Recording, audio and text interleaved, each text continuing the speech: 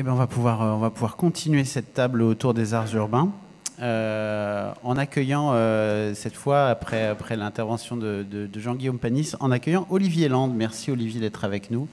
Et je te remercie d'autant plus que tu viens de loin, puisque tu es arrivé de Marseille, tu t'es levé aux aurores pour être avec nous aujourd'hui. Et c'est vraiment très sympa de ta part.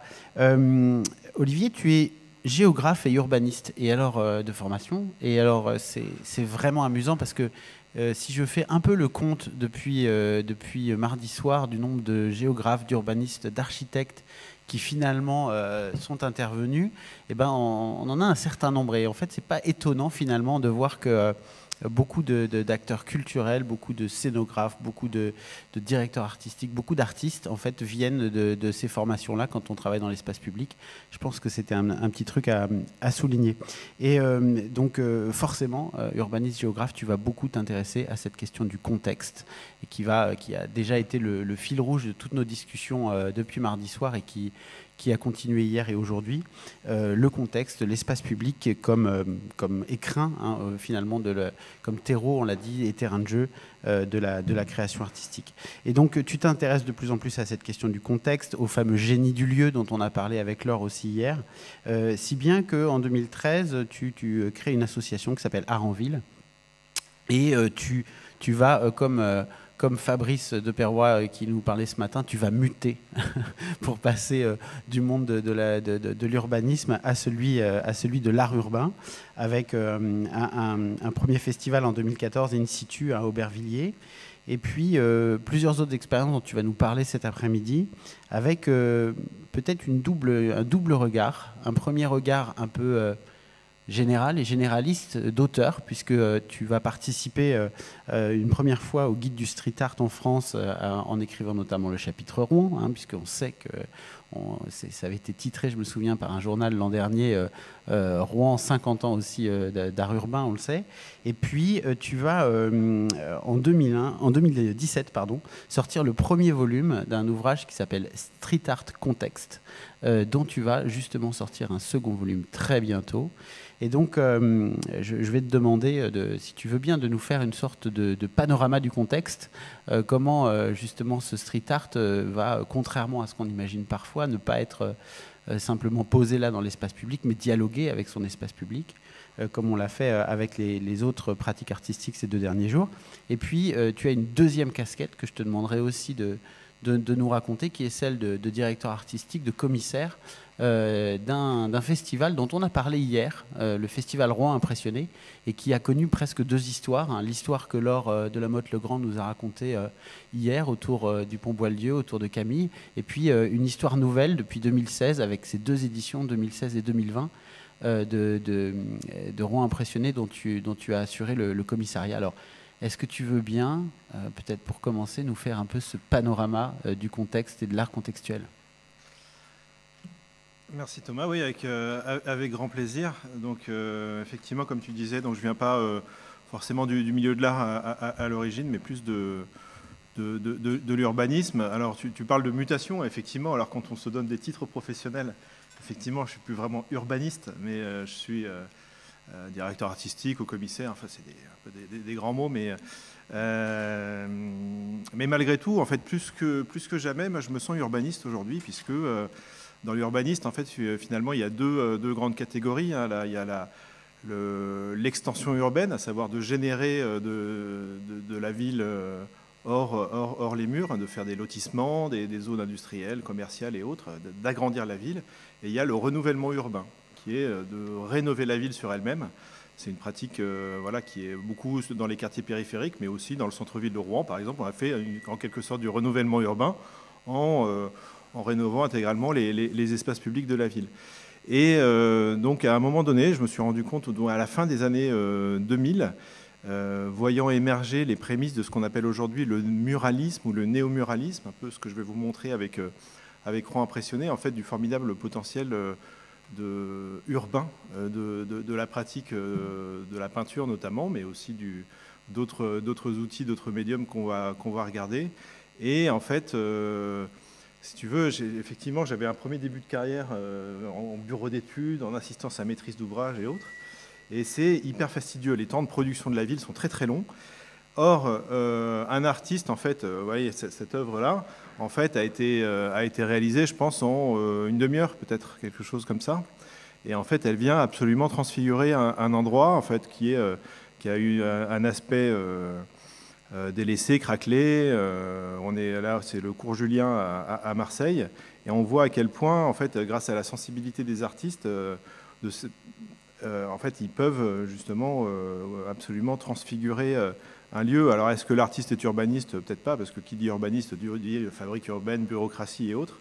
Mais on voit à quel point, voilà, la marge de production, de progression des paysages urbains est vraiment colossale grâce à nos amis les artistes qui vont transfigurer absolument des paysages, alors que l'urbaniste, lui, va tarder des années et des années de comité de pilotage, d'un maire, de financement et autres, pour vraiment transfigurer la ville. Donc on va voir à travers donc déjà un premier point, une première partie sur des pratiques donc tout à fait contextuelles. Ici, donc Alberto Rucci, qui est un peintre italien, donc toute une série d'œuvres en fait en lien avec les textures des murs, hein, tout simplement.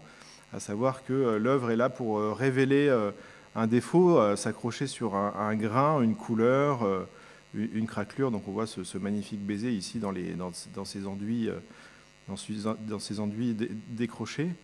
Là ici, oui, je pense que vous le voyez bien. En fait, le même Alberto Rucci, on est à Naples. On va faire un petit voyage au passage, ça va faire du bien.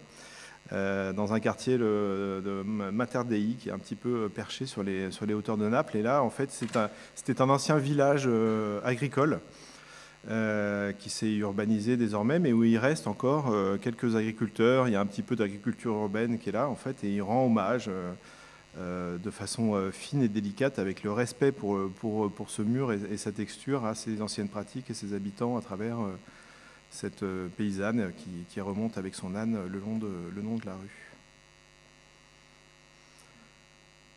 Donc les deux premières œuvres étaient peintes au spray, hein, à la bombe. Hein, donc on voit bien que le spray passé très délicatement peut être tout à fait respectueux du mur. Et ici, c'est un collage de Le Vallet, qui est un artiste voilà, qui est assez en vogue, notamment sur Paris. Et voilà, là, il utilise de nouveau un défaut de la ville à travers cet enduit. On ne sait pas trop ce qui s'est passé à cet endroit-là, mais voilà, de façon assez comique, en fait, il vient installer un ouvrier et son marteau-piqueur qui vient aussi révéler le lieu. Hein. C'est-à-dire que cette trace et cette fissure, si vous voulez, sans l'œuvre, on ne la regarderait pas. Alors que là, on y voit, on retrouve un peu l'histoire de Sartrouville. En fait, on voit une certaine beauté dans l'irrégularité de la ville, dans quelque chose qui, a priori, n'a pas d'intérêt, dans un non-lieu. Et en fait, l'artiste vient faire lieu, finalement, grâce à son intervention.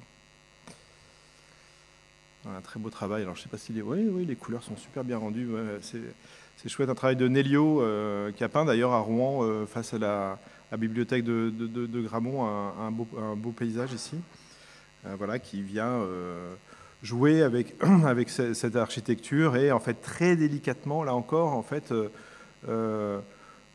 saisir des couleurs de l'environnement. Hein. Il vient décliner le petit bloc ocre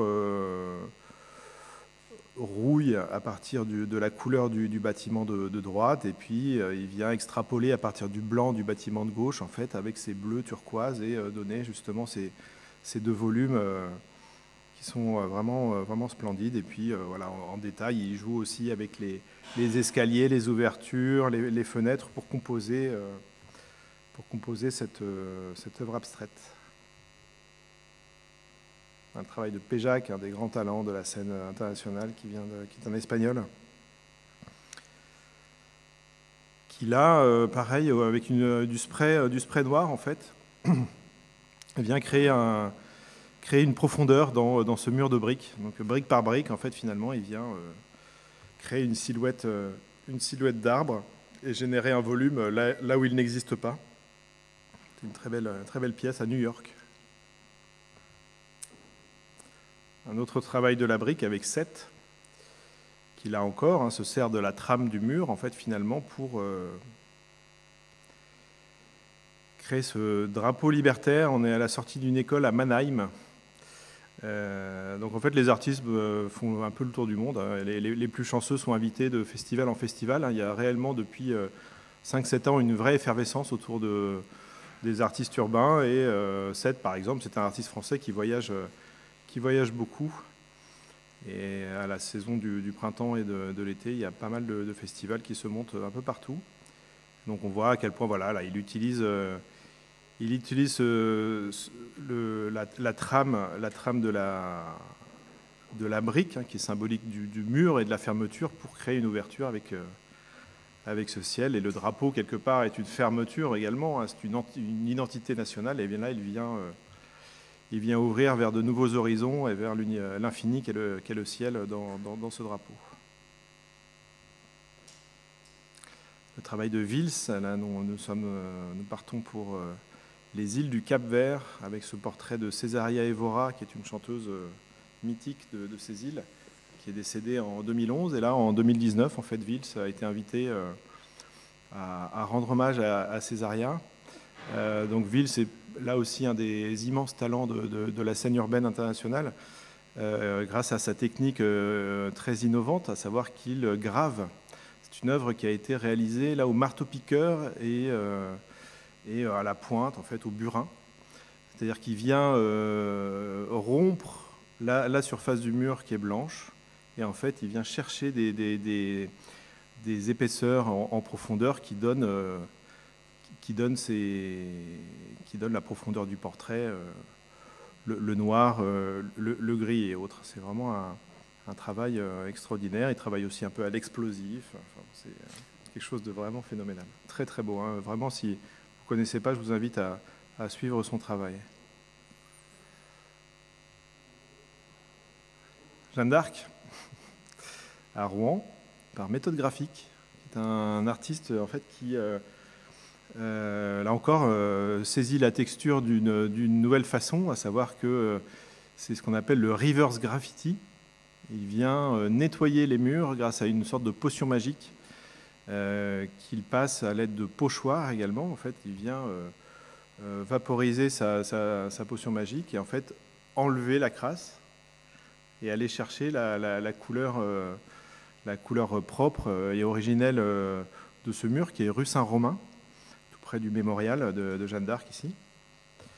Et ça donne quelque chose de très beau. C'est une technique qui était utilisée à l'origine dans les tunnels de Sao Paulo, en fait, où on avait des graffeurs qui venaient nettoyer la pollution qui s'accumule sur les murs des tunnels et écrire leur nom ou dessiner des formes en nettoyant.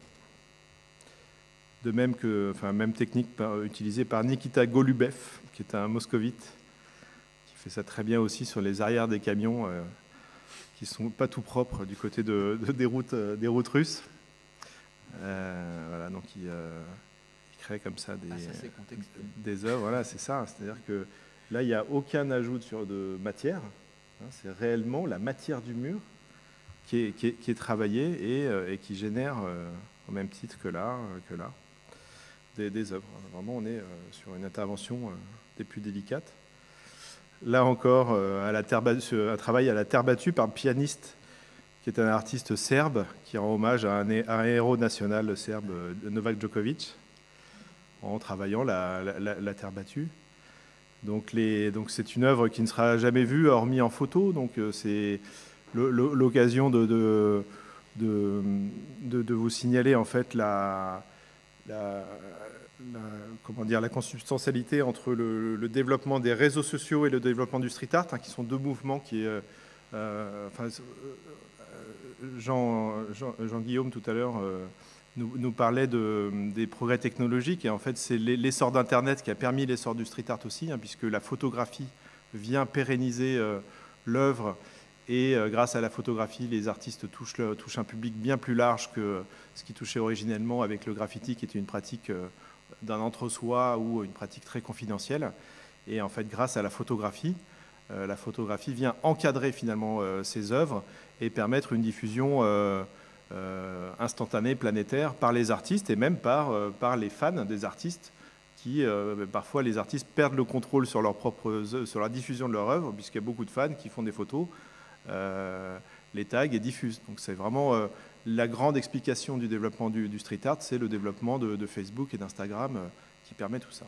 Et dernière étape dans cette mise en photographie, c'est l'usage du drone qui a permis le travail comme ça de sol et des œuvres, voilà, une nouvelle perspective sur la vue, grâce à la vue aérienne sur des sols urbains comme ici, un terrain de tennis. Ici, un travail par Simon Berger qui casse le verre, lui pour le coup. Donc en fait, grâce à un savoir-faire extraordinaire, en fait, il vient rompre des verres assez solides et décliner comme ça des portraits.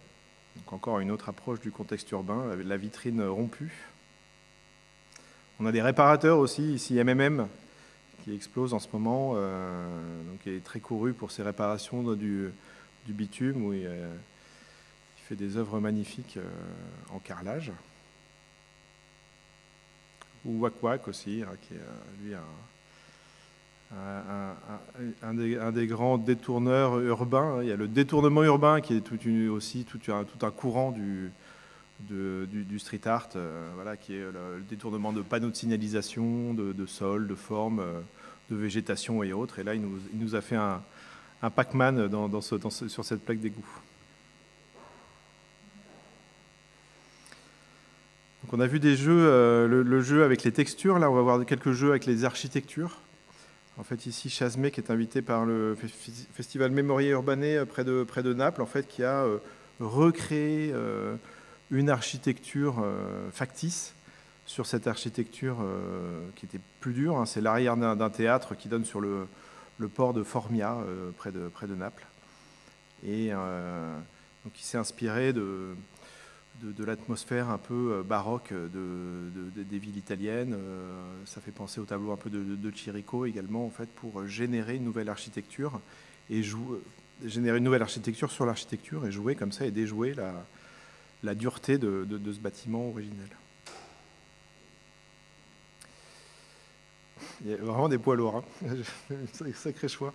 Gonzalo Borrondo également, espagnol, de Segovia, qui est un peintre magnifique également, qui ici en fait vient encore percer une perspective grâce à ces colonnades dans ce mur d'une maternité à New Delhi.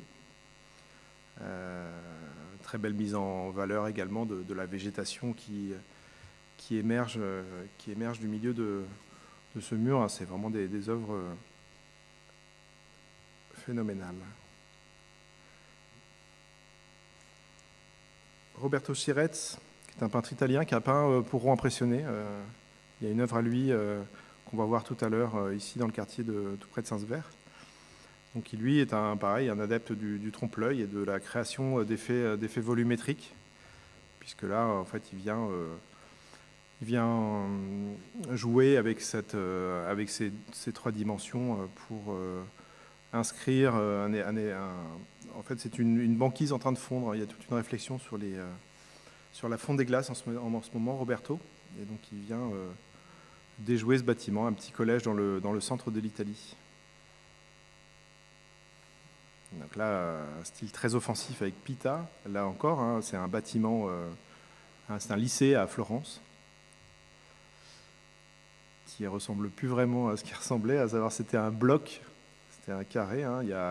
Là, c'est une intervention sur 3 murs et on se perd un peu dans l'intervention. On peut se retrouver et retrouver des signes de l'architecture précédente grâce aux quelques fenêtres qui sont là.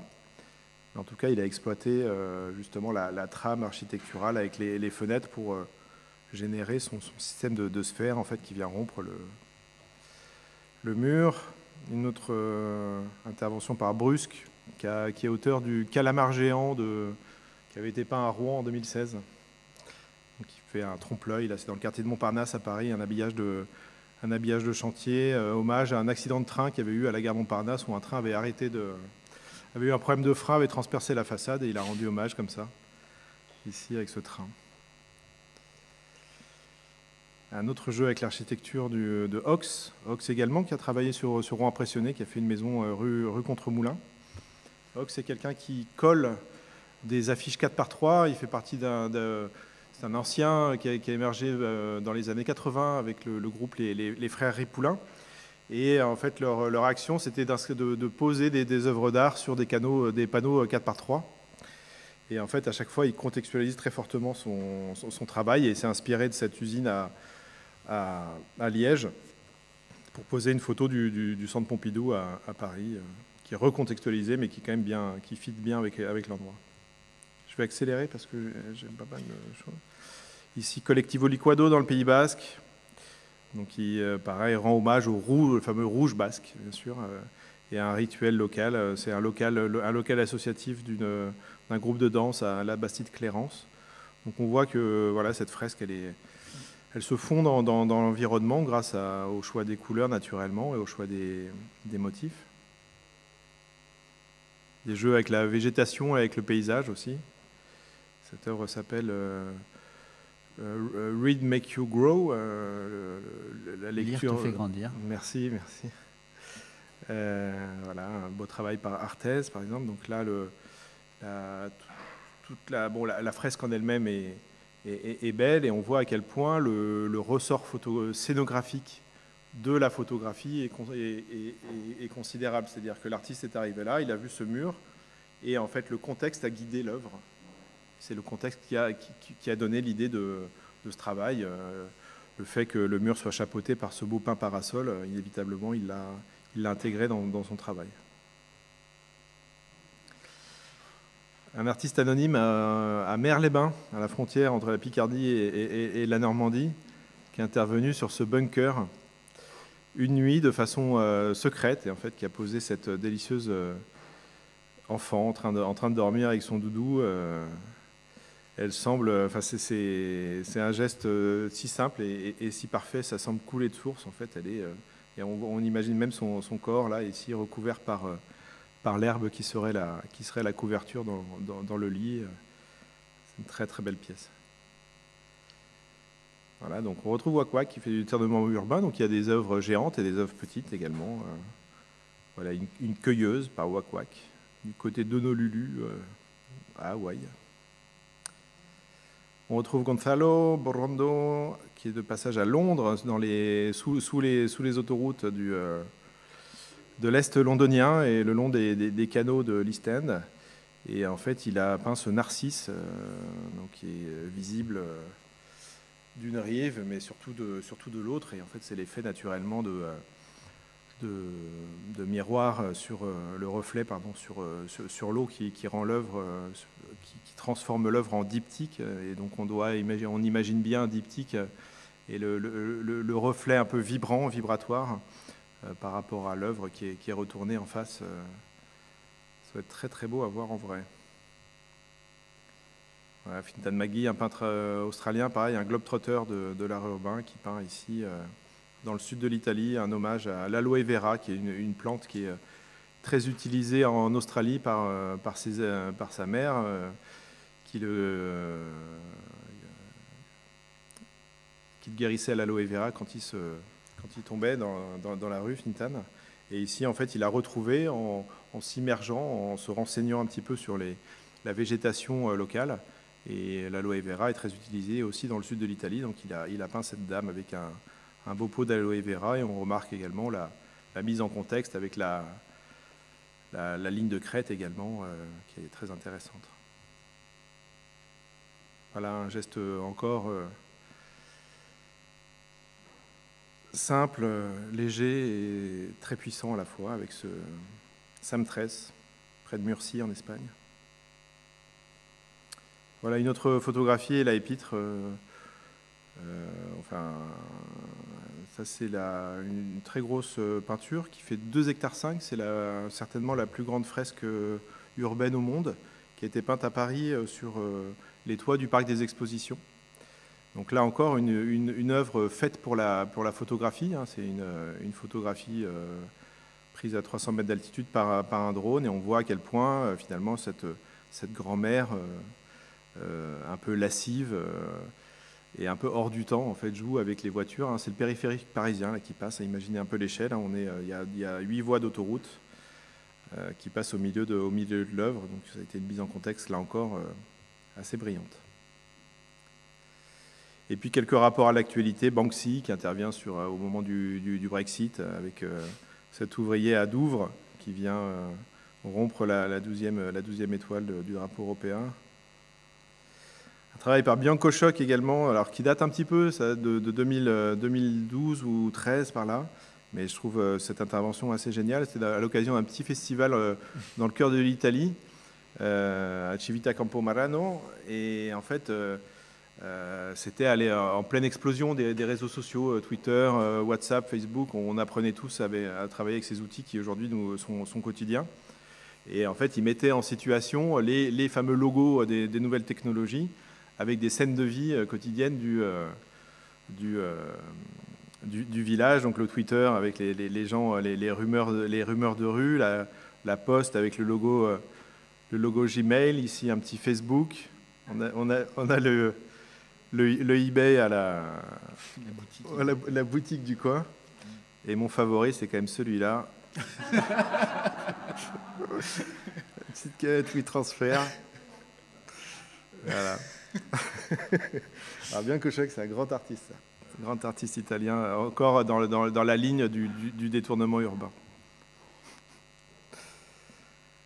Quelques œuvres, donc la pandémie a fait réagir les artistes, ici Banksy, hein, avec une grand-mère qui éternue, alors l'appareil. Hein. Parce que le contexte, il n'est pas forcément uniquement géographique, hein, il peut être aussi temporel. Symbolique, politique et autres. Donc effectivement, donc, il y a en hommage à cette belle aventure que nous vivons tous. Hein. Voilà, je vous ai placé quelques œuvres sur la pandémie. Ici, Case McClaim à Aalborg, une œuvre qui s'appelle The Carnival is Cancelled. Donc Aalborg, c'est une ville où il y a le plus gros carnaval du Danemark. Et on voit cette jeune femme tout apprêtée, prête à aller faire la fête. Ben, finalement, elle devra rester sous son toit de pente. Une petite intervention aussi de Philippe Erard, qui est un collagiste du quartier Belleville à Paris, qui a fait des petits collages comme ça, qui prépare à la maison en atelier. Il profitait de son heure de sortie quotidienne à 1 kilomètre autour de chez lui pour aller coller de ci, de là des œuvres. Voilà, une œuvre sur le confinement par Geoffrey Oliveras également, dans les Pyrénées catalanes. Merci beaucoup. Merci Olivier pour ce panorama contextuel qui était à la fois rafraîchissant et drôle et puis vraiment très intéressant. J'aimerais bien effectivement que tu nous replonges un peu dans un contexte un peu plus local. Pour le coup, merci de nous avoir fait voyager dans un contexte un peu plus local avec Rouen Impressionné. Hein, on connaît bien les différentes éditions qui se sont succédées et tu as eu la possibilité d'assurer le commissariat des 2 dernières. Qui sont à la fois, ont du coup un point commun, c'est de t'avoir eu comme commissaire artistique, mais qui ont aussi chacune une approche différente. On commence peut-être avec celle de 2016 que j'ai eu la chance de découvrir avec toi l'année dernière, dans les Hauts de Rouen, notamment au Sapin, avec ce parcours urbain. Et le thème de cette édition de Normandie impressionniste, vous vous en souvenez peut-être, à l'époque, c'était le portrait.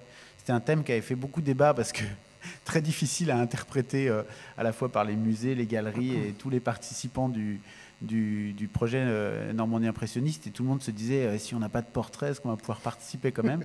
Et tu as trouvé cette petite pirouette, on va dire, qui a été de dire, on va faire un portrait de ville, à défaut de faire un portrait de personne. Et donc, tu as dépeint le portrait de ville de ces Hauts de Rouen à travers ce parcours au Sapin. Il est brillant. Il est brillant. C'est gentil.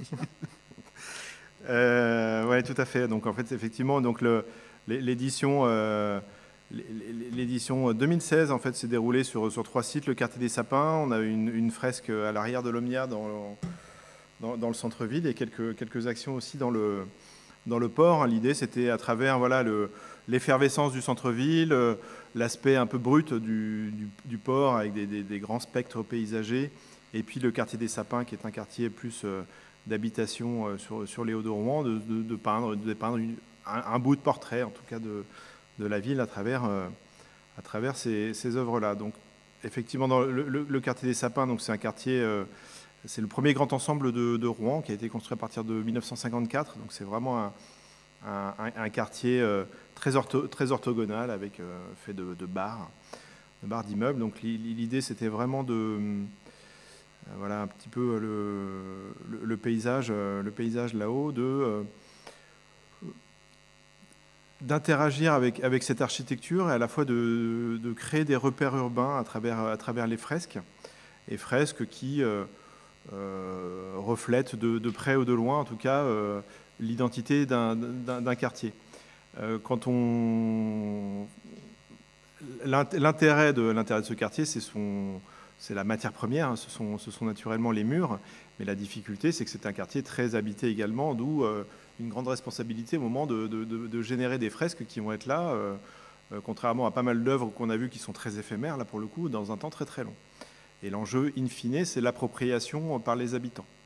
À savoir que réellement, quand on arrive dans un quartier, quand un artiste arrive, il vient, il peint et on s'en va. Et moi-même, je n'habite pas au Sapin, je suis allé là-bas et je suis parti. Or, les habitants, eux, restent avec les fresques.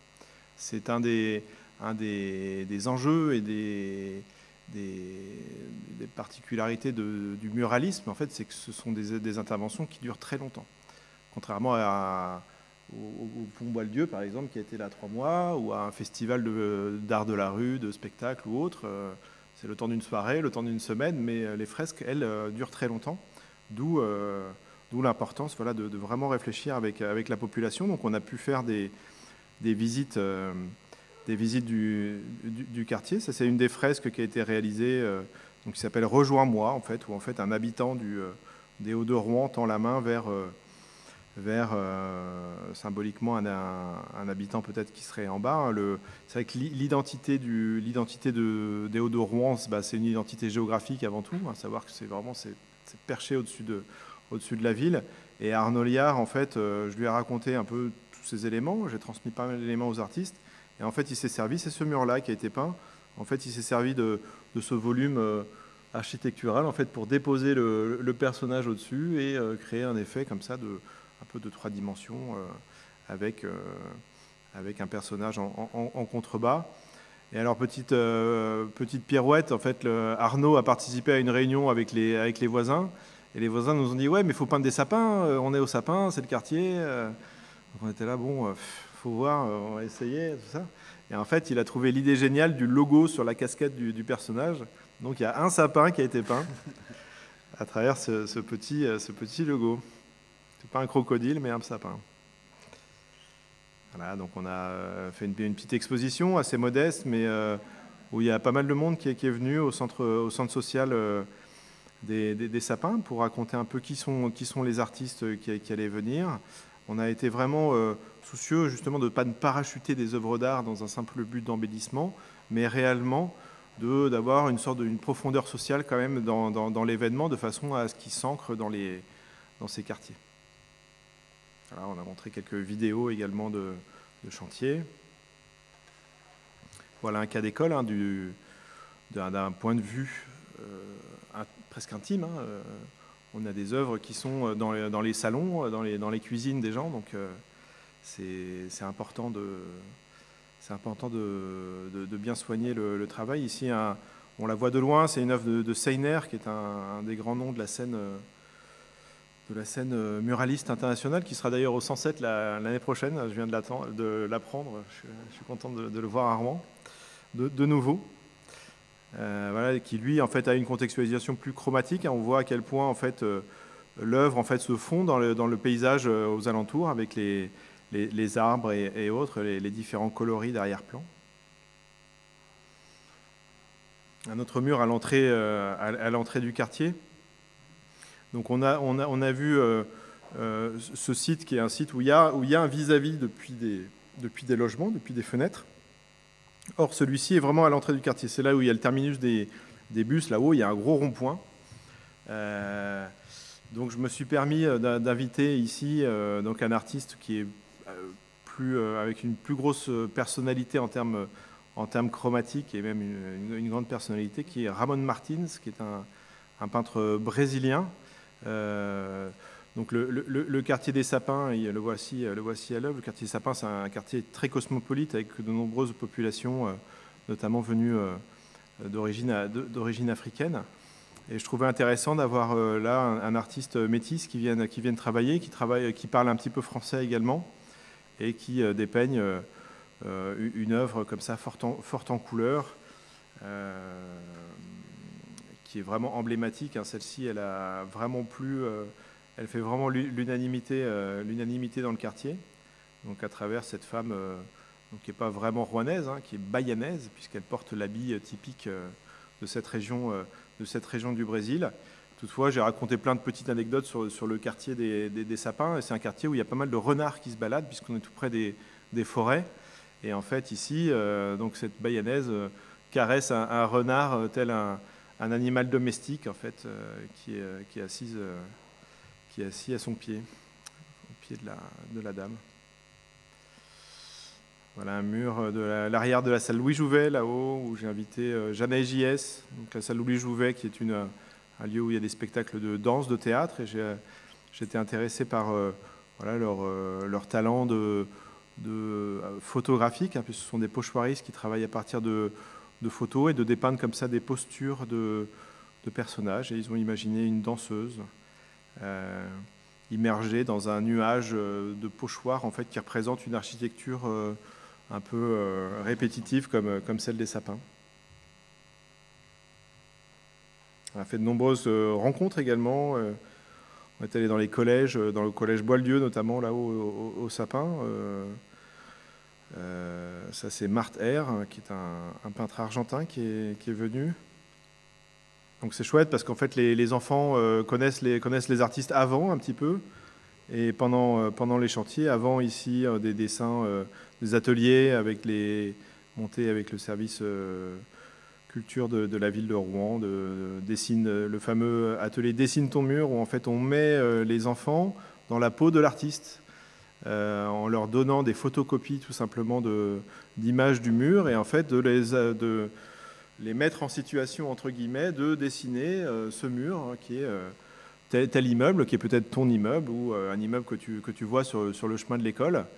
Et l'enfant est invité à peindre des motifs un peu à l'image de l'artiste, ce qui crée une formidable relation une fois que l'artiste est là, et quelque part l'enfant. Et il arrive également qu'on envoie les meilleures copies, entre guillemets, ou une sélection à l'artiste qui peut parfois s'en inspirer.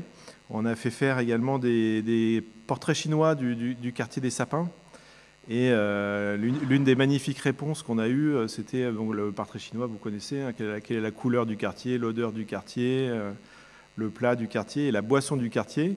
On a eu la réponse du cocktail, puisque c'est un quartier très varié, très cosmopolite, mais en fait qu'on aime bien et qui est finalement très, très, très, très bon, très sympa.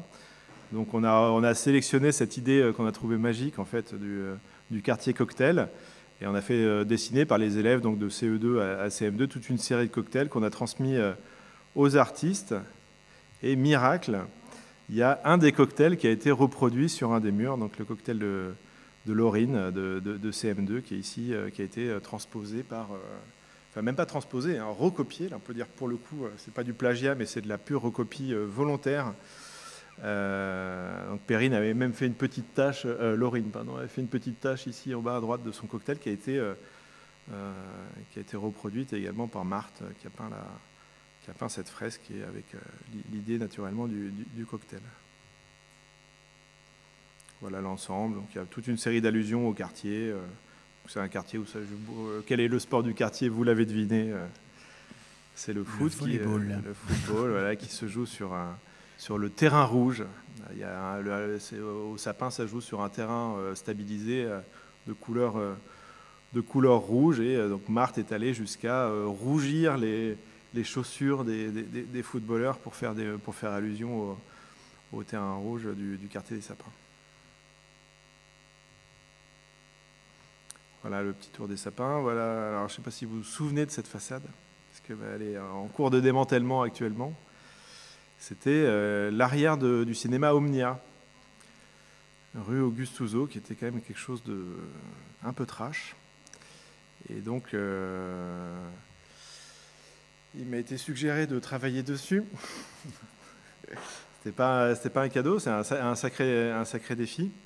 Donc j'ai pas mal gambergé pour trouver une réponse sur ce mur. Alors naturellement, voilà, ce qui ressort, c'est le fait qu'il n'est pas plat. Hein, il est en 3 dimensions, en 4, en 5, en 15 dimensions, avec des escaliers, des ventilateurs, une volée de fenêtres comme ça également.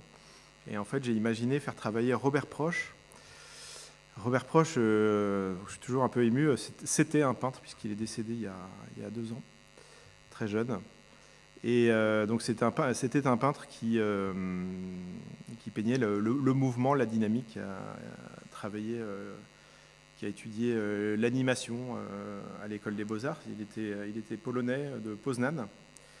Et voilà, ces peintures, c'était toujours un peu des architectures. En fait, il mettait en situation des personnages dans des univers assez abstraits, très structurés. Et je me suis dit que ça pourrait marcher sur ce bâtiment. Et ça a plutôt bien marché, puisqu'en fait, il a réalisé donc, cette fresque en mai 2016, qui présente donc, un aspect abstrait de loin, mais en fait, quand on s'en rapproche, en fait, on devine des silhouettes et des personnages. Donc on voit à quel point en fait, il s'est appuyé sur l'architecture du bâtiment, sur ces trames comme ça obliques, pour créer son œuvre.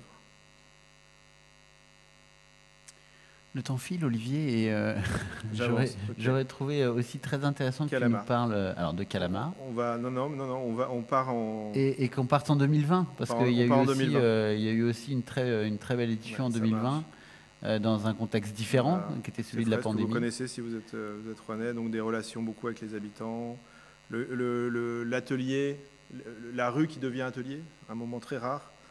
Ici, une visite avec des... Voilà, ça génère beaucoup d'interactions avec les publics, hein, le fait de peindre sur le trottoir, d'être dans la rue. On sort vraiment des lieux conventionnels d'exposition, de spectacle, et c'est vraiment la grande force. On a recruté les médiateurs dans le quartier des Sapins, hein, qui sont devenus des ambassadeurs du quartier vis-à-vis des gens qui venaient des autres quartiers pour visiter l'événement. Et le quartier des Sapins est rentré, donc a été sélectionné aux Journées du patrimoine. Donc on a vu des gens d'ailleurs dans le quartier des Sapins venir. Le mois de l'architecture à l'époque a consacré également le quartier des Sapins. Donc en fait il y a toute une... On voit à quel point en fait finalement ces fresques viennent patrimonialiser un quartier et générer du bien commun. Ici, un travail sur la rue des Vergetiers par Adrien Ladmiral, Joe, qui s'est inspiré. Donc, c'était un site, je ne sais pas si vous voyez ce rue, on est sur l'arrière du Monoprix dans le centre-ville de Rouen, avec une co-visibilité avec le beffroi du Gros Horloge. Donc, tactiquement, c'était un peu chaud avec l'architecte des Bâtiments de France qui a regardé cette fresque de près. Mais finalement, donc elle nous a dit, ah là là, une grande figuration sur le grand mur là, qui est là, c'est pas évident. Voilà, faites attention, parce qu'avec la co-visibilité, vous rentrez en concurrence avec le monument qui est à l'arrière. Ce qui fait que finalement, on a mixé. Donc j'ai invité Adrien Ladmiral, qui est quelqu'un qui mixe figuration et abstraction, et qui a intégré dans sa réflexion voilà, toute une série de thèmes plutôt rouennais, dont le thème du temps à travers ces sphères tout près du Gros Horloge, le thème de l'eau, des hauteurs et autres. Finalement, la co-visibilité, c'est ce qui est le plus intéressant. Alors, tiens-toi bien, c'est dingue, mais oui, c'est ça. C'est-à-dire que là, alors, donc cette fresque, enfin, la photo, là, met en valeur le beffroi. Évidemment. Mais les gens ne voyaient plus le beffroi. On a mangé quotidiennement là, dans un boui-boui qui est juste au bout de la rue, et les gens nous disaient, on ne voit pas le beffroi, on ne l'a jamais regardé. Et là, en fait, la fresque, puisqu'en fait, c'était un lieu vraiment refoulé. C'est le type de lieu, c'est tellement moche que vous passez comme ça et vous ne regardez pas. Et là, en fait, la fresque a finalement révélé la hauteur et le patrimoine qui est derrière. Et l'ABF est hyper contente. Je l'ai croisée l'autre jour, elle est très contente de la fresque. C'est une bonne chose. Donc 2020, ça a été une année donc, en fait, où on a été un peu percuté par la pandémie, ce qui fait qu'on a eu un peu moins d'épisodes, plus de relations avec les gens, mais on on a conçu l'événement plus avec une approche architecturale dans le faubourg donc de la rive gauche, le quartier Saint-Sever, avec des architectures très variées. Donc mon travail, c'est vraiment de déceler dans un premier temps en fait, les supports avec un bon potentiel scénographique. Hein, réellement, l'art urbain, c'est 50% de l'art et 50% de l'urbain. Donc c'est vraiment dans la qualité des lieux que vous faites les belles œuvres. Et donc par exemple ici, cette arcade tout près du métro Saint-Sever, où j'ai invité Blo à venir peindre, donc c'est à voir, hein, c'est très très beau. Et la belle surprise, donc c'est assez rare, c'est que hop, de nuit, c'est très beau aussi. Vraiment quelque chose, donc on a une illumination.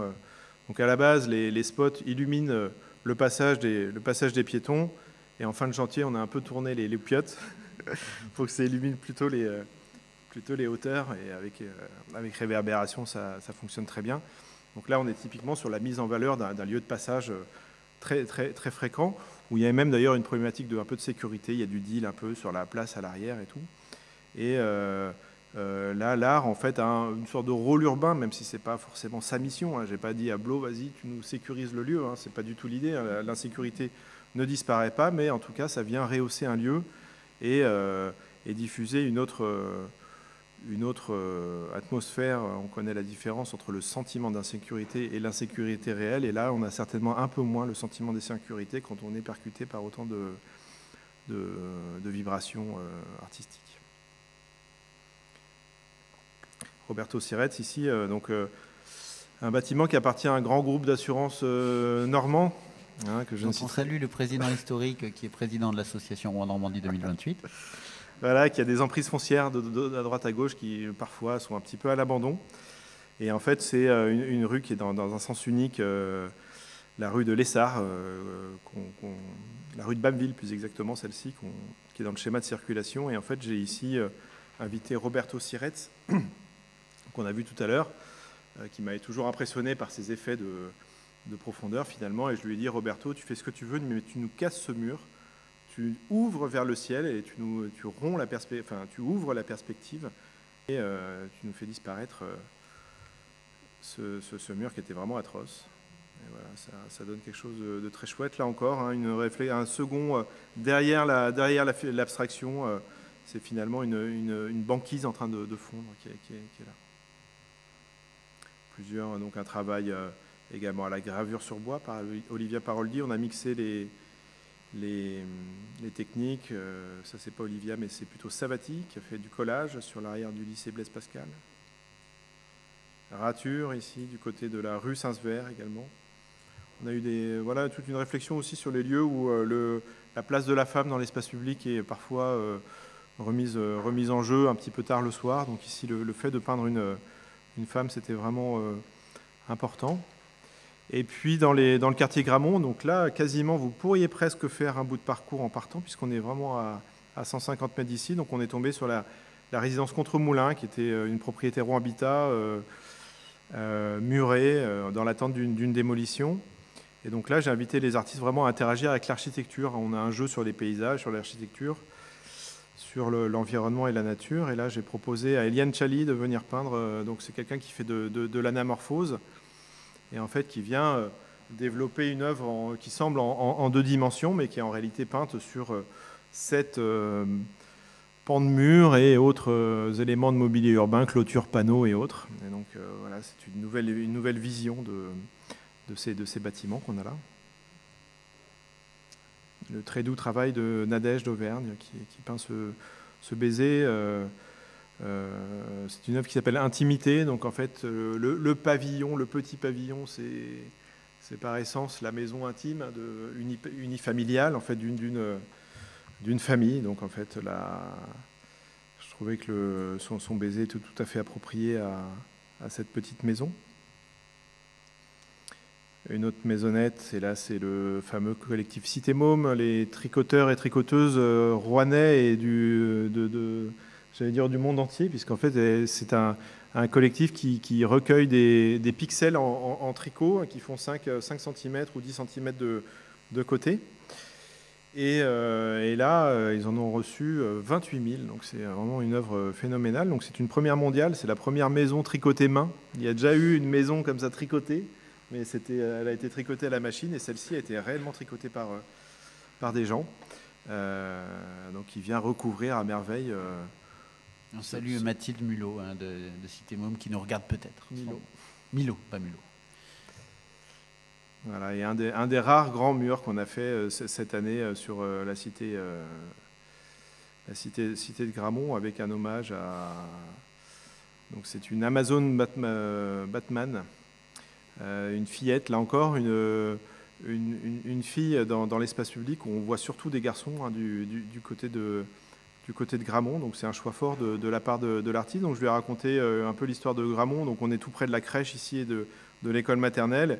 Et au bout de cette rue, il y avait les anciens abattoirs sur lesquels ont été construits le parc de Gramont et la bibliothèque là-bas. Donc en fait, Fred a imaginé une histoire d'amitié entre l'homme et le monde animal à travers cette fillette qui règne désormais sur le quartier de Gramont. Travail par Lispogno sur les galets également du centre social Simone Veil. Petite allusion au pointillisme également dans Normandie impressionniste. Et un dernier travail sur le palais de justice. Donc celui-là, il n'était pas tout à fait prévu à l'origine, puisque j'étais vraiment missionné pour travailler sur la rive gauche. Et puis un jour, en allant à une réunion, j'ai pas attendu la réunion pour remarquer ce mur, mais j'ai eu le tilt d'un artiste qui répare les murs de la ville, hein, sur la planète entière désormais, qui a tout un réseau en fait d'artistes et d'amateurs de Lego en fait, qui viennent réparer les fissures de façon symbolique et résiliente. Et c'est donc Yann Vorman qui est venu travailler sur cette façade du palais de justice à l'occasion de vous impressionner pour vraiment une des opérations très très fortes et très vues du public rouennais, qui a fait polémique un peu sur les réseaux sociaux. Alors c'était un vrai cas d'école, là pour le coup, de la différence entre les réseaux sociaux et notamment Facebook et la vraie vie. Puisque c'est fou, hein, c'est incroyable. Parce que tout le monde était euphorique, hein, vraiment sur place. On a eu vraiment un accueil, les bras ouverts, avec des encouragements, des photos dans tous les sens. L'autre jour, j'y suis retourné. Il y a 15 jours, il y avait encore des gens en train de prendre les photos, alors qu'on avait été accueillis.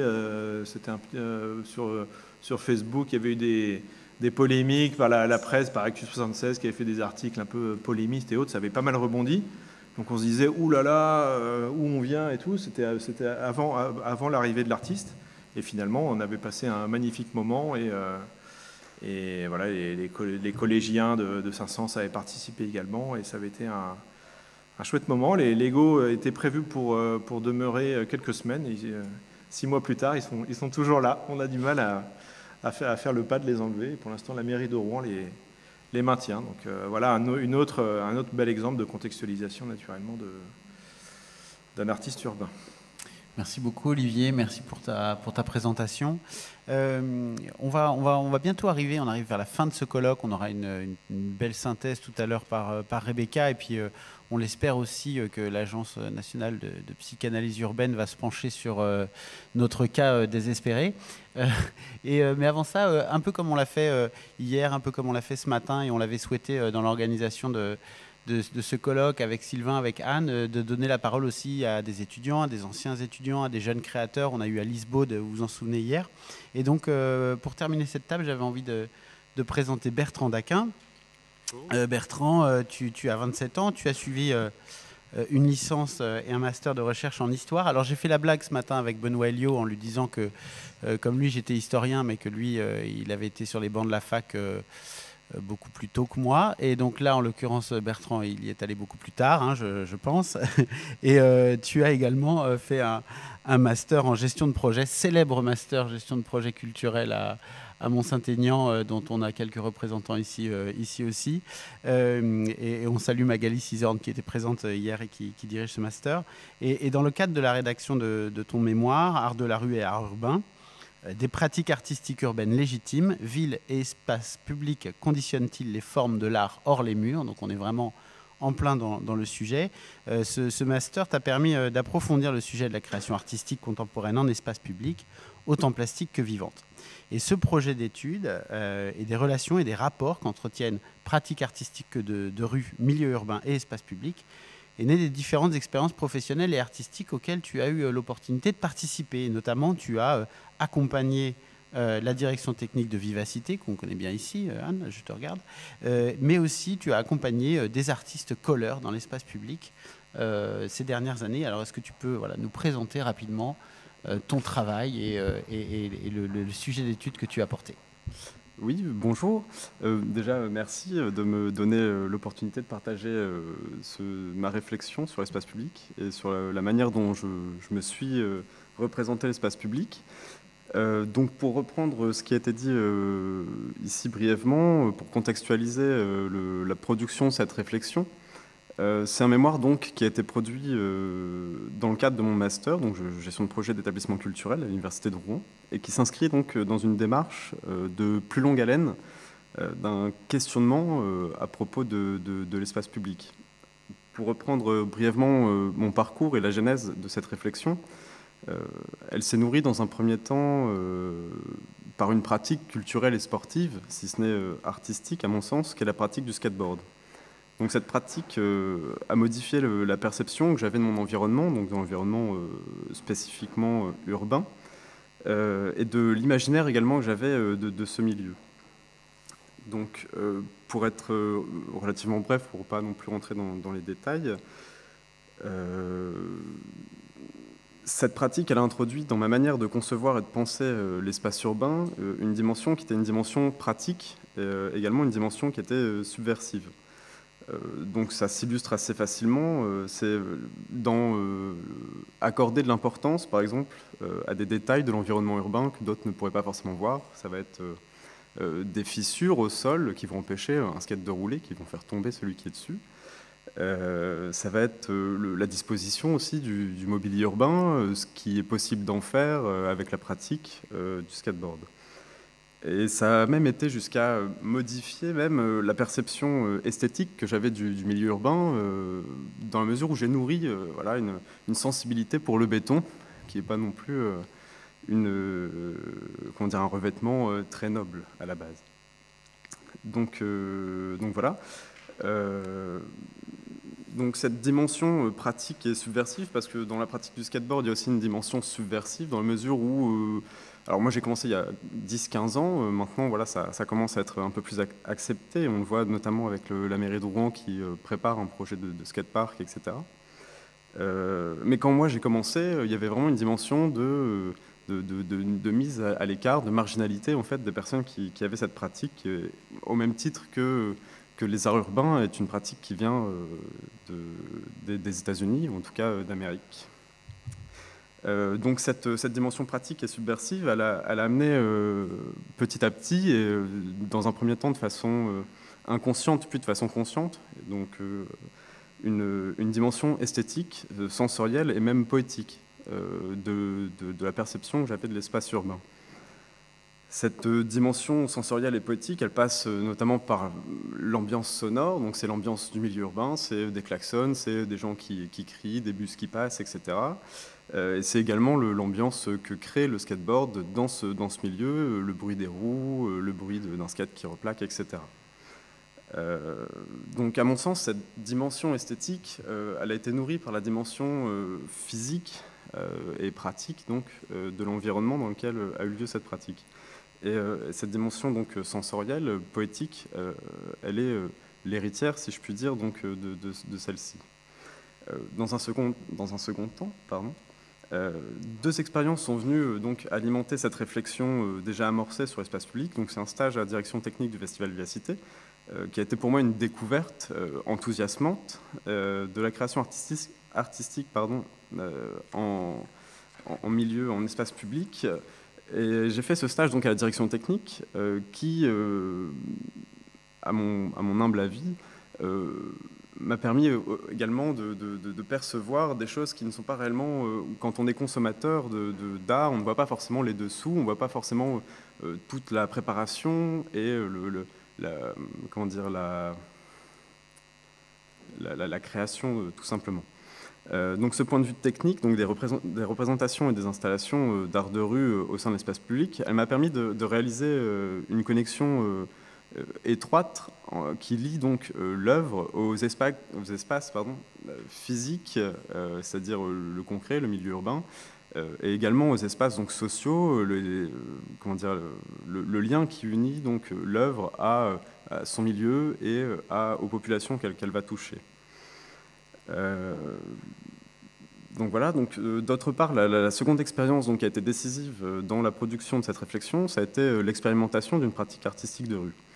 Cette pratique, ça a été la pratique du collage. Je l'ai expérimenté dans un premier temps seul, de manière balbutiante, comme quelqu'un qui découvrirait à faire du vélo et qui essaierait tout seul de son côté.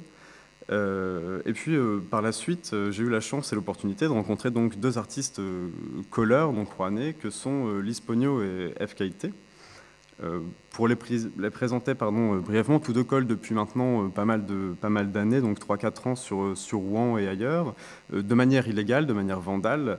Et ils ont récemment réalisé des œuvres de plus grande envergure. Donc on a notamment vu 16 000 reflets de Lise Pognot qui a été sélectionné dans le cadre de Rouen Impressionné. Et F. Kaité, lui, qui a été pris par la ville de Saint-Étienne-du-Rouvray dans le cadre de la ville en couleur. Donc de cette rencontre qui s'est faite relativement simplement sur le coin d'une table de bar, s'est initiée une relation amicale qui m'a permis par la suite d'échanger, de discuter et de les accompagner sur plusieurs sessions de collage. Et pour tout dire, eux-mêmes étaient, je pense, friands de m'initier, de partager leur savoir et leur expérience du milieu urbain et leur vision aussi particulière de ce milieu. Donc cette mise en situation, elle a été intéressante et productive parce qu'elle s'est traduite dans mon travail par la volonté de retranscrire une observation participante, c'est-à-dire observer des pratiques à la manière d'un ethnologue, d'un anthropologue, et en même temps de les éprouver, c'est-à-dire de participer à leur conception, etc. Donc l'objectif dans ce travail, il a été de jongler entre trois casquettes, si je puis dire, entre trois prismes d'observation. Celui de l'universitaire, qui tente de produire une réflexion scientifique et rationnelle, quelque chose d'argumenté, un maximum objectif. Et ça a été aussi le prisme du consommateur d'art, du spectateur, avide de l'environnement urbain, de le voir évoluer, de voir évoluer les œuvres en son sein. Et également une troisième casquette qui s'est ajoutée à celle-ci, celle de producteur d'œuvres, en tout cas de création d'art dans l'espace urbain. Donc voilà ce qui est pour la genèse et la démarche dans laquelle s'inscrit cette étude et sur les expériences sur lesquelles elle se base. D'une toute autre manière, pour entrer dans le vif du sujet, je vais essayer d'être assez rapide parce que sinon tout le monde va s'endormir, les notions étant assez complexes. Donc mon sujet s'intitule, comme Thomas l'a dit tout à l'heure, « Art de la rue et art urbain, des pratiques artistiques urbaines légitimes.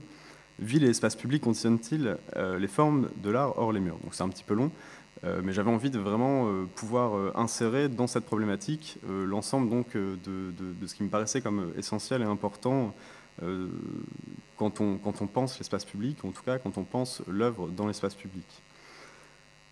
Donc pour être concis, à partir des observations que j'ai pu mener, d'un corpus qui est venu alimenter cette réflexion, j'ai tenté de produire une réflexion un maximum transdisciplinaire dans dans les capacités que j'avais de le faire. Donc l'objet d'étude, ça a été réellement la relation entre les espaces publics, c'est-à-dire un milieu physique et concret, rude, âpre, l'espace public, c'est-à-dire ce qui met en relation les différentes populations, les habitants, et également les règles et les valeurs qui régissent les espaces qui sont communs à ces populations. Et dans un troisième temps, ça a été de lier à ces problématiques-là les pratiques artistiques urbaines qui prennent lieu et place à cet endroit de la ville. Donc voilà.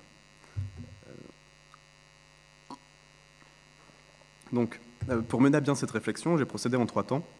Dans un premier temps, il a fallu définir, un travail extrêmement laborieux, définir ce qu'était l'espace public ou les espaces publics et définir également le milieu urbain, donc le berceau, si je puis dire, de ces pratiques artistiques. Pour ce qui est de l'espace public et également de la ville, ça a été assez compliqué parce que c'est des notions qui sont polysémiques et protéiformes, dans la mesure où l'espace public, qu'il soit au singulier ou au pluriel, ne relève pas et ne revêt pas la même signification.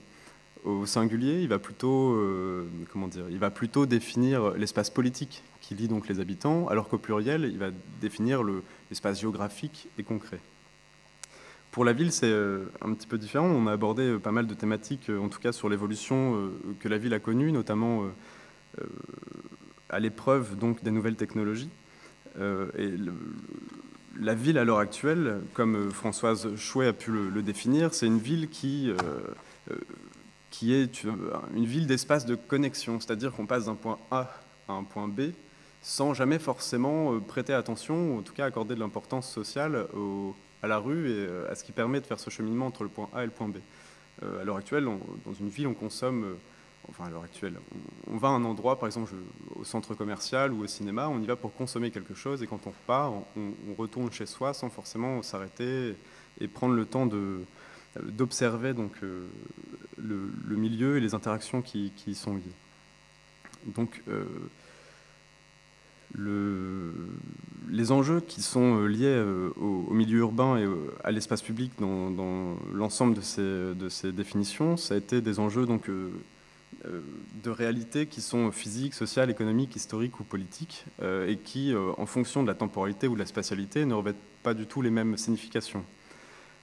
À mon sens, le milieu urbain il constitue le milieu privilégié des pratiques artistiques en espace public, dans la mesure où il cristallise et catalyse les interactions sociales et physiques nécessaires à la création d'un espace public mental et spatial. C'est un petit peu barbare, mais pour moi, le milieu urbain n'est pas le seul milieu qui héberge des pratiques artistiques d'espace public. Le milieu rural connaît aussi des espaces qui sont utilisés, qui sont réappropriés, appropriés par les artistes et les populations. Cependant, le milieu urbain donc, est un milieu dans lequel se catalyse l'ensemble des interactions humaines, ou en tout cas, elle crée une espèce d'ensemble très dynamique qui met les gens en interaction, qui les met en mouvement et qui crée à partir de ça des réflexions, des imaginaires et des espaces. Donc, pour être un petit peu plus rapide, de mon point de vue, la ville, elle exacerbe le rapport donc, sensoriel que l'on porte à notre environnement. Et elle constitue de cette manière un terreau donc, qui est favorable à la production d'un imaginaire. Et c'est assez important dans la mesure où, pour moi, l'imaginaire, c'est ce qui va lier cet espace public, ces espaces publics, le milieu urbain, donc l'endroit où prend la pratique, et elle va lier donc, par la pratique artistique ce milieu à des populations, à un imaginaire commun, à un imaginaire collectif, et aussi à un lieu commun. Pardon. Donc voilà, le milieu urbain, de par la densité donc, de ses constructions, du bâti, la densité des interactions, il s'érige comme un espace dramatique par excellence. Il est donc le théâtre ou la scène de la vie quotidienne. Et c'est dans cette vie quotidienne que le rapport entre pratique artistique et milieu urbain et espace public, il va s'éroder, enfin pas s'éroder, pardon, mais s'efforcer comment dire,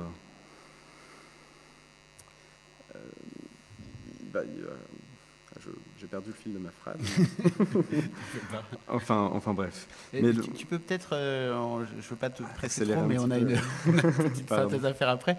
Est-ce que tu peux peut-être nous présenter la conclusion de tes travaux? Ouais. Et je crois que tu avais quelques images à montrer. Alors j'ai quelques images, donc je vais passer directement. Donc là, c'était les axes de réflexion, donc un espace public, un milieu urbain, donc des dynamiques spécifiques, un nuancier de pratique artistique qu'on a pu relever déjà cet après-midi, et en troisième temps, donc le passage d'un non-art à un art légitime, une reconnaissance, mais à quel prix?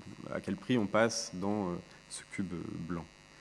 Donc voilà, donc pour ce qui est des petites illustrations que j'ai amenées, donc ça c'est des photos que j'ai prises lors d'une session avec FKT et Elise Pogno. Ici c'est intéressant parce qu'il a reproduit une image qui est une carpe koi. Donc FKT produit souvent et même quasiment toujours des motifs plutôt asiatiques. Et ces carpe koi, il les a mis dans différents espaces, dans un périmètre assez restreint, ce qui crée un lien entre ces différents espaces, un lien physique, mais il va aussi créer un lien qui est un lien mental, un lien imaginaire entre ces espaces. Et c'est cet imaginaire, c'est cette manière dont les habitants vont se réapproprier cet imaginaire, donc ce qu'ils vont, à partir de ces quelques éléments de décor, créer comme histoire, créer comme vision donc, du milieu qu'ils ont eux-mêmes. Donc bon, voilà, ça c'est des petites des œuvres que j'ai moi-même donc collées. Celle de droite, pardon, pour vous. Ici, elle me paraissait intéressante à mettre parce que c'est un tout petit format qui va venir, à mon sens, qui va venir titiller un petit peu les imaginaires qu'on va se faire d'un milieu urbain. Donc c'était un placard électrique, voilà, blanc, sans rien. Et moi, ça m'a donné l'idée donc voilà, d'une bulle, un petit peu comme une bulle de BD, et d'y incorporer un petit personnage ici de cette manière. Donc dans cette même projection, donc deux petites œuvres que j'ai collées également dans des endroits voilà, pas forcément très fréquentés. Ou en tout cas pas forcément des endroits visibles d'un point de vue, etc. Et ce qui est intéressant dans ces petites œuvres, c'est ce que, à mon sens, c'est ce qui va fédérer donc cette population autour d'un imaginaire collectif. C'est-à-dire que des personnes qui passent tous les jours devant, moi y compris, parce que à la base, je tiens à rappeler vraiment ces trois casquettes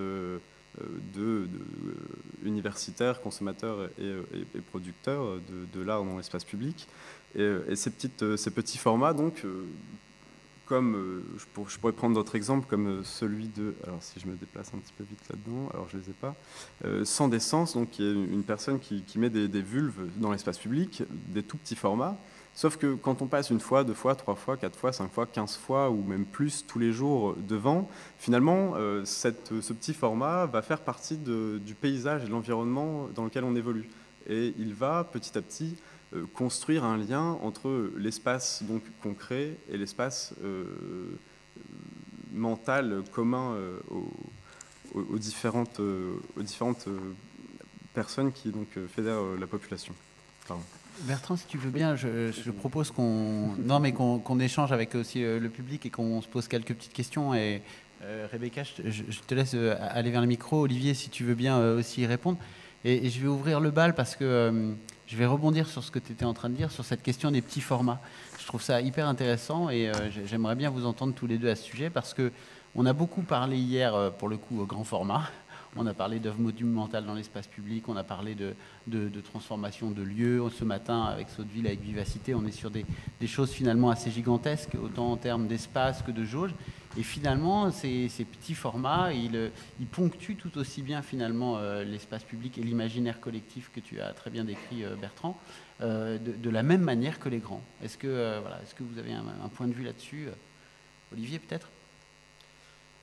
Oui, c'est vrai qu'en fait, la production récente et professionnalisée entre guillemets de l'art urbain tend à mettre en valeur plutôt des grandes fresques, mais il ne faut pas oublier qu'il y a une énorme pratique de l'art urbain qui se passe effectivement, comme tu le montrais, en collage, en format de sticker, les mosaïques, on connaît les mosaïques d'Invader et autres. Donc en fait, c'est vrai qu'il y a le petit format en fait qui devient malgré son petit format répétitif, exactement comme tu le disais d'ailleurs. En fait, grâce à la répétition, en fait, il devient monumental, puisqu'en fait, ça a été un des jeux. Je reprends Invader qui est le plus connu en fait, donc qui produit des céramiques. Des céramiques qui reprennent le jeu Invader des années 80, le jeu d'arcade. Et en fait, il a généré toute une invasion. Il en a collé un millier dans Paris Je crois qu'il y en a 3000 désormais sur toute la planète. Donc effectivement, le petit format est simple à mettre en place, discret, vis-à-vis de la police. A priori, il n'y a pas de souci, c'est facile à installer. Et ceci dit, le petit format est voué à devenir aussi gigantesque à force de répétition. Donc c'est pas effectivement, c'est pas inintéressant. Et de nouveau, comme tu le disais, tu as dit beaucoup de choses et bien intéressantes.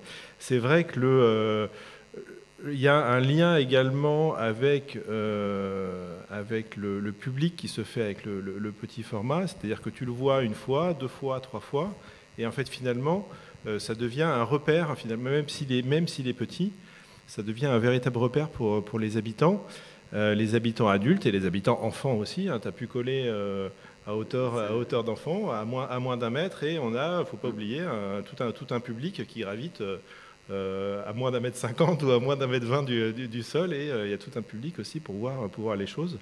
Et enfin, je termine, et la contextualisation, elle est intéressante aussi avec les petits formats. Comme je vous ai montré une photo de Wak Wak, hein, souvenez-vous de cette cueilleuse de fruits. On a le macro-paysage, le paysage large de la ville, mais on a aussi des micro-paysages que les artistes viennent dévoiler et révéler grâce à des petites interventions de ce type. Donc c'est tout à fait intéressant. Et il y a, je fais de la promo pour ma maison d'édition, donc Alternative vient de sortir pour les fans Street Art XXS, voilà, qui est sorti il y a 3 semaines. C'est pour ça que je l'ai frais en tête, qui est un chouette bouquin qui reprend une belle sélection d'artistes voilà, qui font du XXS, du tout petit format. Donc c'est vraiment un sujet éditorial d'ailleurs. Christina Algara, tu voulais poser une question? Oui, enfin plusieurs. J'avais une question aussi bien pour Jean-Guillaume, je ne sais pas s'il est parti. Jean-Guillaume a dû nous quitter malheureusement, mais... C'est pas grave, parce que c'est pour tous les 3. C'est un peu, enfin c'est ce qu'on vient de voir, je dirais, c'est un peu parfois la suite de ces colloques, je dirais, parce que c'est retourner aux institutions, l'art qui est sorti des institutions. Et concrètement, plutôt question pour Olivier, parce que c'est des artistes qui interviennent souvent dans des murs mitoyens, dans des murs totalement aveugles, qui sont un peu, contrairement à tout ce qu'on a vu, c'est vraiment la limite entre l'espace public et l'espace privé, vraiment à la définition administrative, on va dire. Et c'est un peu je dirais, la représentation maxime de la défaite de nos logements qui maintenant ont des cuisines totalement aveugles, des salles de bain qui nécessitent la ventilation forcée, enfin bref. Et qu'on voit dans les murs aveugles. Et pour autant, c'est dans l'espace privé et je vois quand même vous ne savez pas parler de ces besoins ou quand on intervient vraiment dans ce qui est l'espace public. Maintenant, encore la définition administrative, donc en mettant la rue, il y a une sorte de dialogue assez complexe à faire avec les citoyens, les administrations. Et je me demandais comment ça se passe parce que vous intervenez plutôt en limite privé-public, donc c'est face au public, mais dans les privés. Et je me disais comment ça se passe au niveau de dialogue avec ces propriétaires, parce que là, pour le coup, c'est des propriétaires. Voilà, et désolé, j'avais une deuxième question.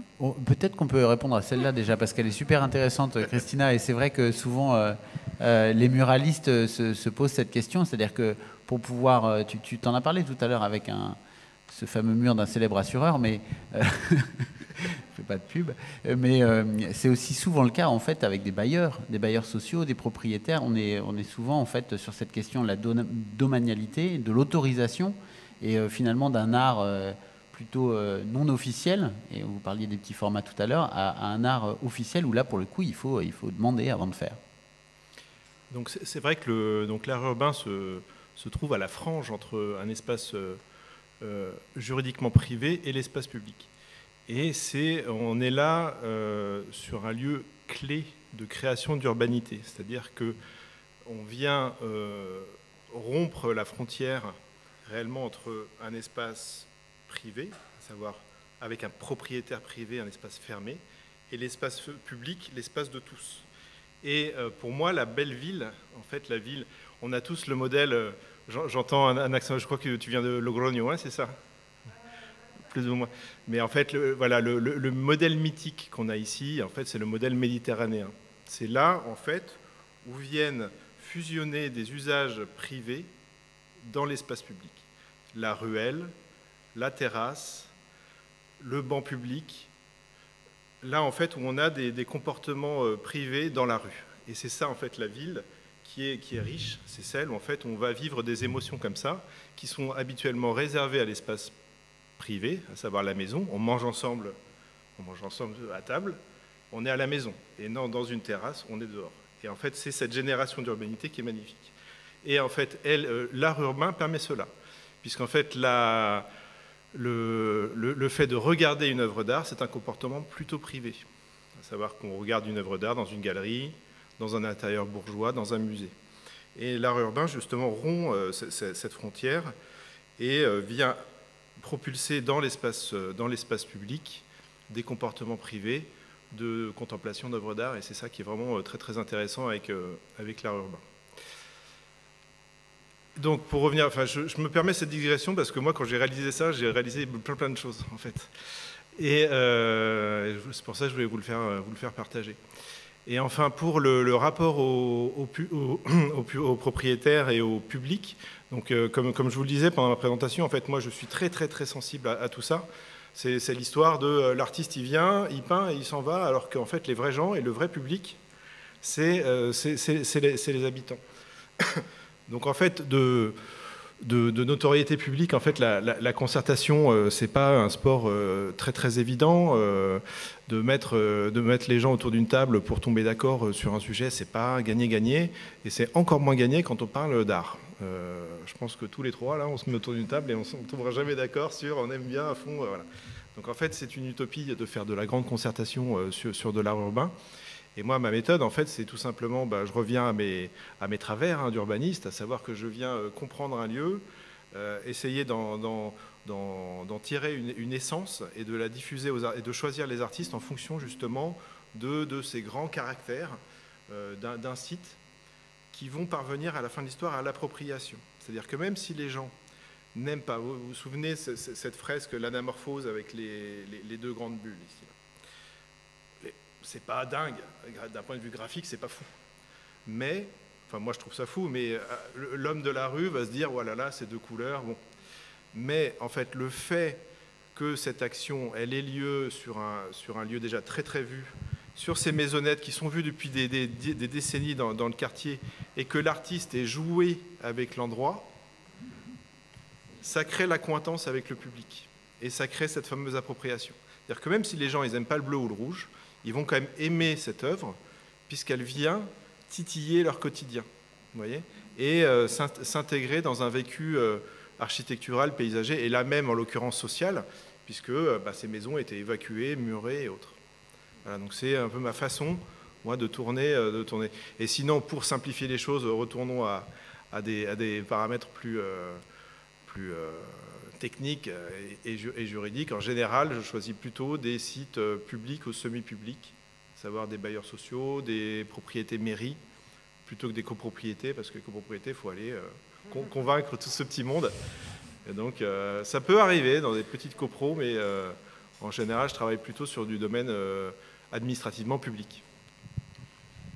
Et la deuxième question, ça répond un peu...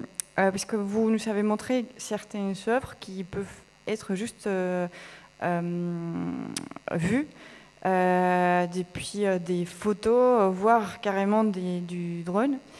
Et je me disais, pour ces artistes qui ont été quand même pendant très longtemps marginalisés parce que on nous a expliqué ce qui était la culture et ce qui n'était pas la culture, ce qui était l'art, ce qui n'était pas l'art, qu'est-ce que ça veut dire pour eux tout d'un coup se retrouver à nouveau dans l'institution? Parce que c'est des photos ensuite qui font partie des expositions et qu'on voit dans des musées? Je ne sais pas si vous avez été en contact avec des artistes qui, tout d'un coup, j'imagine, par exemple, celui de Djokovic sur les terrains de tennis, forcément, on l'a vu qu'en photo, et la photo est partie dans une institution, une galerie. Donc, qu'est-ce que ça veut dire pour eux? En fait, effectivement, la photo, déjà, elle a toujours existé dans le graffiti. À l'époque, les graffeurs, quand ils faisaient des sorties nocturnes ou diurnes sur les trains, en fait, l'archivage photographique, c'est vraiment quelque chose qui est important, puisque c'est un art qui est éphémère, et finalement, la photo permet de pérenniser l'œuvre. Et donc, également, je vous ai parlé de la relation entre les réseaux sociaux et le street art, l'accointance en fait entre la diffusion sur les réseaux sociaux et le développement du street art. Mais il y a un autre point important, c'est que la photographie a elle aussi beaucoup évolué. À l'époque, ils prenaient des Kodak jetables, des clic-clac de 24 poses, et avec l'appareil photo numérique, ça a permis de faire des photos en masse et de façon beaucoup plus simple. Et effectivement, les premiers réseaux sociaux et les premières galeries, c'était pas vraiment les réseaux sociaux, c'était les MySpace à l'époque et les Flickr, en fait, permettaient d'archiver et de montrer tout ça à son public. Et en fait, les réseaux sociaux ont boosté complètement, réellement, la diffusion du milieu. Donc voilà, c'est une série en fait de progrès technologiques, dont la dernière étape est le drone, qui permet de prendre des photos aériennes complètement dingues, dont celle du périphérique, cette dame, ou le Djokovic. En fait, finalement, la photo, c'est la restitution de l'œuvre, en fin de compte, puisque les vues de l'art urbain, c'est 99,99% du digital et du photographique. C'est sûr que les gens qui ont la chance d'habiter, ou le petit oiseau qui a la chance de voler au-dessus du court de tennis, c'est juste la minorité des spectateurs. Et en fait, ces œuvres-là, elles vivent par la diffusion photographique. Donc elles sont parfois exposées, mais je trouve assez peu et à mon sens trop rarement de façon photographique dans les institutions. Même si la photographie, c'est le seul moyen de reproduire en institution le street art ou le graffiti. Rouen Impressionné, il y avait eu également une exposition sur le graffiti historique à Rouen. Et donc le passage à la photo, c'est quelque chose de tout à fait naturel et un présent et un avenir pour ce mouvement-là. Et il y a la dernière mini-étape, c'est la mise en vidéo également. Il y a de la réalité augmentée aussi. Il y a des artistes qui font de la VR, ils mettent en mouvement avec des 3D. Ça devient de plus en plus technique. Pour moi, c'est peut-être un peu too much, mais bon, je suis peut-être un peu dépassé aussi. Bertrand, tu voulais aussi répondre à la question Oui, sur la question des légitimités, de cette dualité qui peut persister entre les pratiques qui sont légales et les pratiques qui sont illégales. Dans mon travail, dans la réflexion que j'ai menée, j'en suis arrivé à me dire que finalement, peut-être que l'artiste qui pose de façon légale ne s'oppose pas à l'artiste qui pose de façon illégale. Si je prends l'exemple de Lise Pogno et de FKT, c'est plutôt parlant dans la mesure où ils ont une pratique illégale qui leur a permis d'être connus, de pouvoir ensuite atteindre une pratique légale, donc sur des murs, via Rouen Impressionné, ou via l'introduction de leur pratique dans les musées. Cependant, ce que moi j'ai pu observer, c'est que les artistes ne vont pas renoncer à leur pratique vandale et illégale. C'est-à-dire que même s'ils ont une pratique qui s'institutionnalise, qui permet de rentrer dans des milieux qui leur étaient interdits en tout cas, ils vont tout de même garder cette nature et cette volonté, je pense, d'expression libre dans l'espace public, parce que c'est ce qui définit finalement leur pratique et leur démarche. Merci beaucoup. On va peut-être s'arrêter là. On a pris un peu de retard, on est Oui. désolé, mais on a commencé. Cette journée était très longue finalement, on s'en sort pas si mal. Donc je vous propose qu'on fasse une pause avant de se retrouver un peu plus tard pour la fin de ce colloque avec une synthèse qui nous sera présentée par Rebecca, et puis on l'espère que effectivement la NPU se penchera sur notre cas et nous dira si c'est un cas désespéré ou pas. Très bien, donc rendez-vous à 16h45. Anne. Je pensais juste à quelque chose, c'est peut-être qu'il faudra donner l'info de où on peut retrouver les mémoires et les études, en fait, parce qu'effectivement, là, on a la substantifique moelle, mais ça peut être pour des gens qui sont intéressés.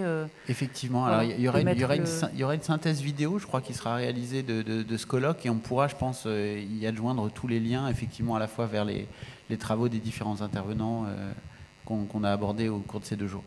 Et n'hésitez pas à vous inscrire sur les réseaux sociaux de Rouen Normandie 2028, sur LinkedIn et Twitter au moins, où toutes les informations, replays, liens, etc. seront mis à disposition. Donc rendez-vous dans un bon quart d'heure.